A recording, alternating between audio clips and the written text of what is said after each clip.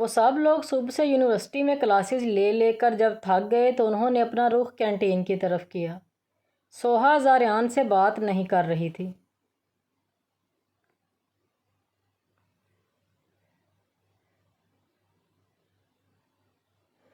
صبح سے جب کہ زاریان اس سے کتنی بار بات کرنے کی کوشش کر چکا تھا اور سوہا نو لفٹ کا بورڈ اپنے ماتھے پر سجائے پھر رہی تھی۔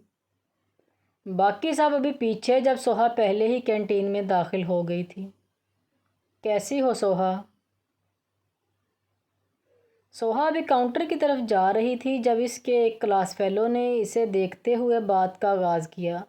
میں ٹھیک ہوں، تم کیسے ہو؟ سوہا نے احسن کو دیکھ کر مسکرا کر جواب دیا، جو کہ 1 مہینے بعد یونیورسٹی آیا تھا۔ جبکہ یہ منظر کینٹین میں داخل ہوتے زاریان نے سرخ نظروں سے دیکھا تھا۔ اناف، ذوحان اور مقرب نے بھی زاریان کی سرخ آنکھیں دیکھی تھیں، لیکن بنا کچھ کہے اپنے مخصوص ٹیبل پر جا کر بیٹھ گئے۔ زاریان بھی ان کے ساتھ ہی بیٹھا، لیکن نظریں مسلسل سوہا اور احسن پر تھیں، جو نہ جانے ہنس ہنس کر کون سی باتیں کر رہے تھے۔ بڑے ٹائم بعد تمہیں دیکھا یونی میں، سوہا نے مسکرا کر اس سے پوچھا۔ ہاں، بس پاکستان میں نہیں تھا، بابا کے کام سے نیو یارک گیا ہوا تھا، اس لیے آ نہیں سکا تھا۔ اچھا، اب فری ہو؟ مطلب اس طرح پڑھائی کو نقصان ہوتا ہے نا، اس لیے۔ ہاں ہاں، اب تو یہیں ہوں، اور اگر کسی لیکچر میں مسئلہ ہو تو تم مجھ سے سمجھ لو۔ احسن اس کے کندھے پر ہاتھ رکھتے ہوئے بولا۔ وہ بھی مروتاً مسکراتی ہے، لیکن ہاتھ کندھے پر رکھنا اسے بھی اچھا نہیں لگا تھا، جبکہ دور سے یہ منظر دیکھتے زاریان کے صبر کی انتہا ہو چکی تھی۔ وہ اپنی جگہ سے اٹھ کر ان دونوں کی طرف بڑھا اور سوہا کے کندھے سے احسن کا ہاتھ جھٹک کر اس کے منہ پر مکہ رسید کیا۔ مکہ اتنا زوردار تھا کہ احسن پیچھے جا گرا۔ اچانک زاریان کے حملے پر سوہا گھبرا کر اپنے لبوں پر ہاتھ رکھتی ہے۔ تیری ہمت کیسے ہوئی میری بیوی کو ہاتھ لگانے کی؟ زاریان غصے سے کہتے ہوئے اسے نیچے سے کھڑا کرتا ہے اور اس کے پیٹ میں ٹانگ مارتا ہے۔ زاریان ایک نظر سوہا کو دیکھتا ہے اور دوبارہ احسن کی طرف بڑھتا ہے۔ زاریان نے لگاتار اس پر مکوں اور ٹھڈوں کی برسات کر دی۔ کینٹین میں موجود سب یہ تماشا دیکھ رہے تھے۔ جب سوہا کو مسئلہ نہیں ہے تو تجھے کیوں آگ لگ رہی ہے؟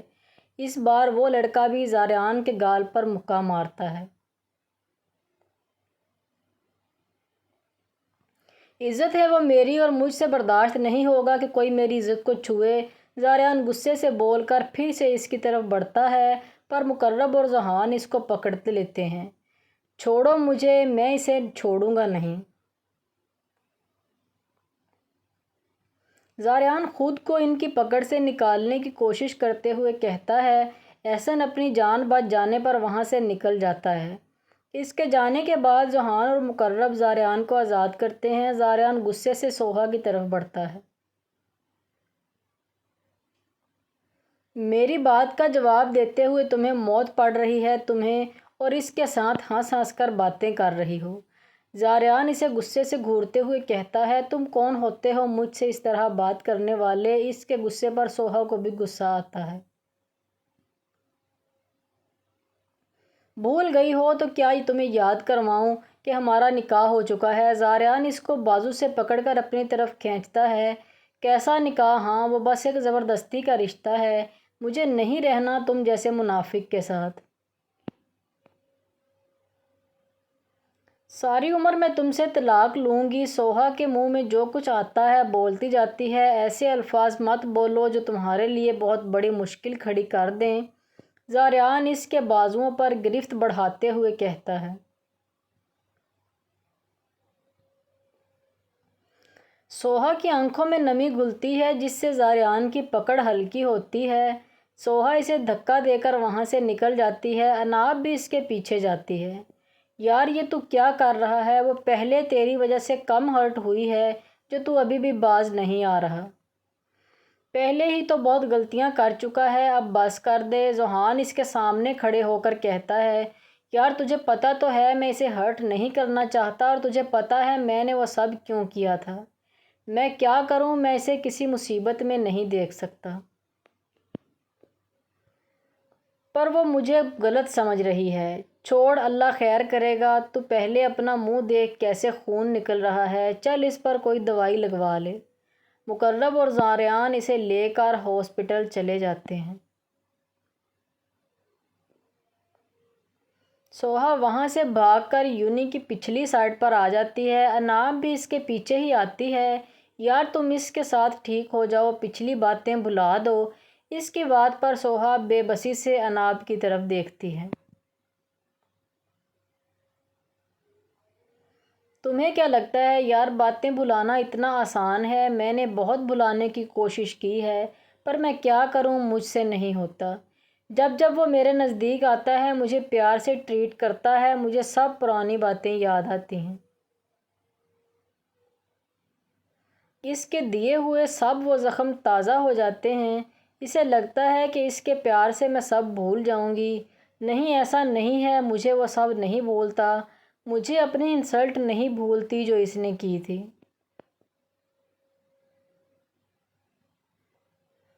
سوہا روتے ہوئے کہتی ہے، میری جان صبر کر، سب ٹھیک ہو جائے گا۔ اناب اسے اپنے گلے سے لگا لیتی ہے۔ اس دن کی جب آنکھ کھلتی ہے تو وہ رات کا منظر یاد کرتا ہے۔ سب یاد آنے پر جب وہ اٹھتا ہے تو افرا کو بیڈ سے ٹیک لگائے سویا دیکھ وہ اسے صحیح سے بیڈ پر لٹاتا ہے۔ اسے لٹا کر وہ اپنی محبت سے اپنی پانڈا کو دیکھنے لگتا ہے۔ رات والی اس کی باتیں یاد کر کے اس کے لبوں پر مسکراہٹ رینگ جاتی ہے۔ وہ جھکتا ہے اور اس کے ماتھے کو اپنے لبوں سے چھوتا ہے۔ ماتھے کے بعد وہ اس کی بند آنکھوں پر لب رکھتا ہے۔ افرا تھوڑا سا کسمساتی ہے، جسے اس کا لمس اس کی نیند میں خلل ڈال رہا تھا۔ اس دن بنا اس پر دھیان دیے اپنے کام میں مصروف رہتا ہے۔ آنکھوں کے بعد ناک اور پھر اس کے موٹے موٹے گال وہ محبت سے چومتا ہے۔ میری پانڈا سوتے ہوئے تو اور بھی کیوٹ لگتی ہے، ازن مسکراتے ہوئے کہتا ہے اور اس کی ٹھوڑی پر اپنے لب رکھتا ہے۔ میری پانڈا تھک گئی ہوگی، اپنے چمگادڑ کا وزن برداشت کرتے کرتے ازن اس کے لبوں پر انگلی پھیرتے ہوئے ہلکی آواز میں بولتا ہے۔ افرا نیند میں ہی اس کا ہاتھ پکڑ کر اپنے منہ سے دور کرتی ہے۔ اس کی حرکت پر ازن کا منہ کھل جاتا ہے۔ او تو مطلب اب تم مجھے خود سے دور کرنا چاہتی ہو؟ ازن آنکھیں چھوٹی کر کے کہتا ہے اور اس کے لبوں پر جھکتا ہے۔ اچانک نیند میں اپنا سانس بند ہونے پر افرا ہڑبڑا کر اٹھتی ہے۔ اپنے اوپر جھکے ازن کو دیکھ کر افرا اس کے بازو پر مکہ جڑتی ہے۔ اس کے جاگ جانے پر ازن اس کے ہونٹوں کو چھوڑ کر دور ہوتا ہے۔ کیا مسئلہ ہے تمہارے ساتھ؟ نیند بھی سکون کی نہیں کرنے دی، افرا غصے سے کہتی ہے۔ ازن بنا اس کی بات کا اثر لیے اس کے لبوں کو نرمی سے 4-5 بار چومتا ہے۔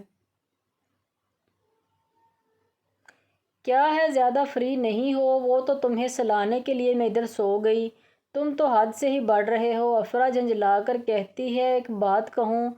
ازن نے اس کی آنکھوں میں دیکھ کر خمار آلودہ لہجے میں کہتا ہے۔ اس کی بات پر افرا ناسمجھی سے اس کی طرف دیکھتی ہے۔ میں اپنی ہر صبح اسی طرح حسین بنانا چاہتا ہوں۔ میں چاہتا ہوں جب بھی میری آنکھ کھلے تم مجھے میری باہوں میں ملو، ہر روز کام پر جانے سے پہلے میں تمہیں ڈھیر سارا پیار کروں، روز کام سے آ کر پورے دن کی تھکن میں تم میں اتارا کروں۔ ازن اس کو دیکھتے ہوئے مخمور لہجے میں کہتا ہے۔ اس کی بات پر افرا کی رنگت لال ہوتی ہے۔ میں تایا ابو سے بات کرتا ہوں کہ مجھے رخصتی چاہیے۔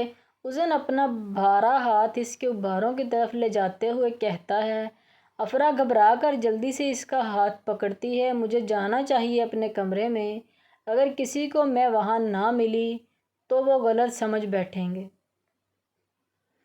ازن اپنا ہاتھ اس کے ہاتھ سے نکال کر اس کا ابھار دباتا ہے۔ میں سنبھال لوں گا، تم خاموش رہو، مجھے کالج بھی جانا ہے، لیٹ ہو رہا ہے۔ افرا ناکام سی کوشش کرتی ہے۔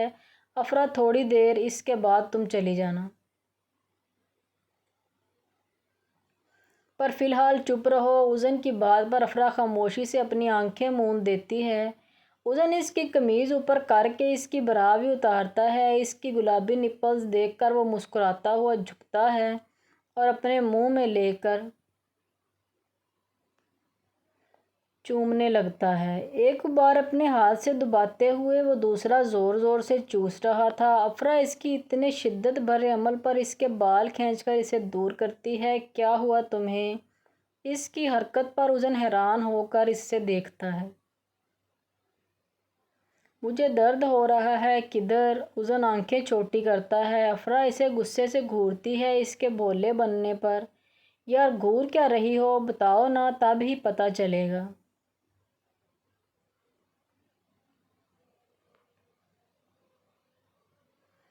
कहीं नहीं, छोड़ो तुम। यार बताओ, वरना मेरी पांडा को किधर दर्द हो रहा है? मेरी निप्पल पर तुम जो इतनी शिद्दत से चूस रहे थे। इसके बार बार पूछने पर अफला झंझला कर बोलती है।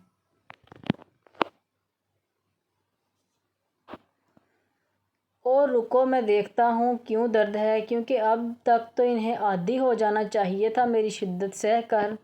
उज़न शरारत से कहता है और इसकी निप्पल को आराम से सहलाता है। अफरा शर्म से आंखें मूंद देती है। उज़न इसकी बंद आंखें देखकर इसकी निप्पल पर दांत गाड़ता है और जल्दी से उठकर वॉशरूम चला जाता है। तुम काले चमगादड़, कभी बाज मत आना।